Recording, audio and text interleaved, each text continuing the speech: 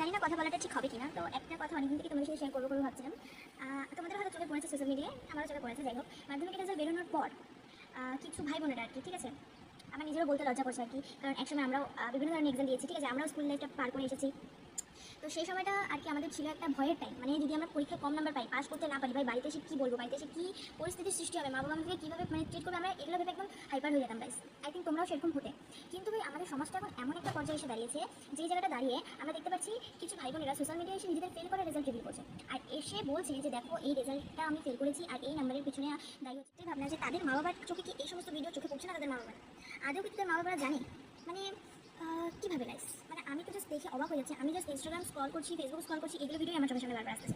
তার জন্যই ভাবলাম যে তোমাদের সাথে এই ভিডিওটা শেয়ার করি, ঠিক আছে। যদি আমি কোনো ভুল কথা বলে থাকি তোমরা আমাকে ক্ষমা করে দিও। আমি কাউকে উদ্দেশ্য করে বা কাউকে ডিরেক্টলি আমি কাউকে বলতে চাইনি, মানে আমি আমার মনের ভাবনাটা প্রকাশ করেছি, ঠিক আছে। জাস্ট ফলোয়ার্স পাওয়ার জন্য, জাস্ট ভিউয়ার্স পাওয়ার জন্য, ইনস্টাগ্রাম ফেসবুকে ফেমাস হওয়ার জন্য ওরা এতটা কীভাবে নিচে নামতে পারে গাইস, এতটা কীভাবে নিচে নামতে পারে? এই সমস্ত ভাবনা আসতেছে মাথায়, এগুলো ভিডিও স্ক্রল করতে করতে গাইস হাসির কথা, মানে আমার হাসিও পাচ্ছে, আবার ওদের উপরে একটু মানে কী বলবো, আমার কী ফিলিংস আসতেছে ওদের উপরে কিছু বুঝতে পারছি না গাইস। তো যাই হোক, ফিউচারে যদি ওদের বাচ্চা কাচ্চা ওদের এগুলো ভিডিও দেখি গাইস, ওদের মান সম্মানটা করে থাকে।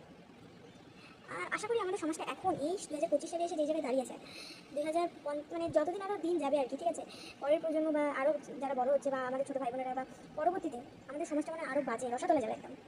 আমরা আরও কোনো খারাপ জিনিস দেখার মানে আস্তে আস্তে দিনটা ঘনিয়ে আসতেছে, আই থিঙ্ক আমার মনে হচ্ছে গাইস। আর যে কী কী দেখতে হবে ভগবান তাই জানে।